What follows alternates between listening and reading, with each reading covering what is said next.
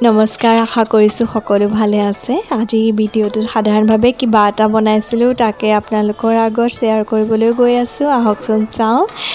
এখন কেৰাহীত অলপমান চুজি ল'লোঁ। চুজিখিনিত অৱশ্যে মই পূৰ্বতে কাজু বাদাম আৰু নৰ্মেল ৰেড কালাৰৰ যিটো আমাৰ বাদাম, সেইখিনি মই মিক্সিত গুড়ি কৰি ইয়াতে মিহলাই ৰাখিছিলোঁ।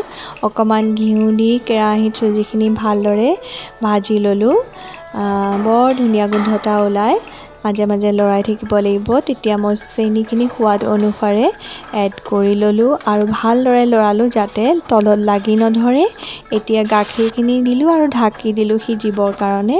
মাজে মাজে চাই থাকিব লাগিব। এয়া চাওক, চুজিখিনি সিজি গৈছে। এতিয়া মই এখন থাল ল'লোঁ, যিখনত মই ঘৰতে বনোৱা অকণমান ঘিউ সানি ল'লোঁ আৰু চুজিখিনি ইয়াত ঢালি দিলোঁ। হেতাৰে বহলাই দিলোঁ। আপুনি যিমান পাৰে সিমান বহলাব পাৰে। মই ইমানেই বহলাইছোঁ আৰু ঠাণ্ডা হ'বলৈ দিলোঁ। এতিয়া ঠাণ্ডা হোৱাৰ পাছত এখন চুৰিৰে মই কাটি ল'লোঁ বৰফিৰ আকাৰত। এতিয়া একাপ লাল চাহ কৰি ল'লোঁ। লাল চাহ কাপৰ লগত এয়া চুজিৰ বৰফি পৰিৱেশন কৰিবলৈ ৰেডি হৈ গ'ল। আৰু আজিৰ ভিডিঅ'টোত আপোনালোকক এয়াই দেখুৱালোঁ। ভিডিঅ'টো কেনেকুৱা লাগিছে জনাব।